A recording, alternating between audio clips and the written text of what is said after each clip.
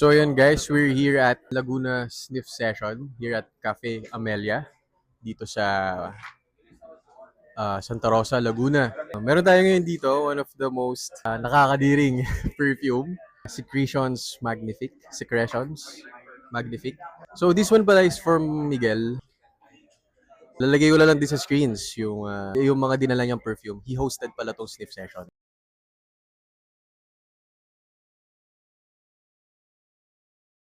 Start na tayo guys. Honestly, kanina, inaamoy na nila to. Ako kasi ayoko pa amuyin. Kasi nakalimutan ko yung mic ko. Kaya gusto ko, content ko din ng sarili. After ko maamoy ito, ibigay yung first impressions ko guys. Ilalagay ko din dyan yung mga itsura nila kung nung naamoy nila tong perfume na to. This is the bottle. It's actually nice. The bottle is maganda. I'm not that brave enough. Kaya isi-spray ko lang to sa paper. I'll not spray this on skin. Kasi nung nakita ko yung reactions talaga nila, nakakatakot eh. Moment of truth.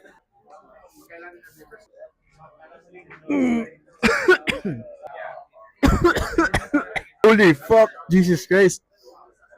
Grabe!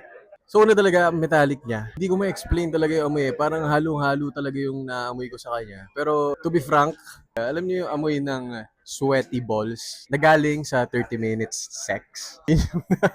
Yun yung amoy ko talaga. Hindi okay, pre. Supposedly like humanly fluids like semen, sweat, everything like that, diba? Wala? Wala. Talaga? Sa skin na lang?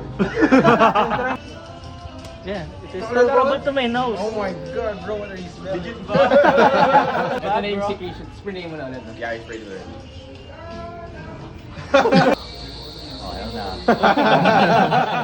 Entire court, bro. Smell it, bro. Sige. It's better than my water. Oh my god.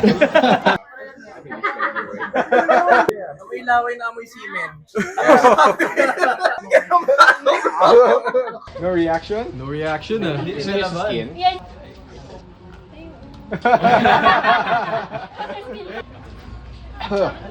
So yun guys, yun lang naman yung first impression ko. Ayoko na pahabain to kasi nakaka-trauma din yung amoy niya.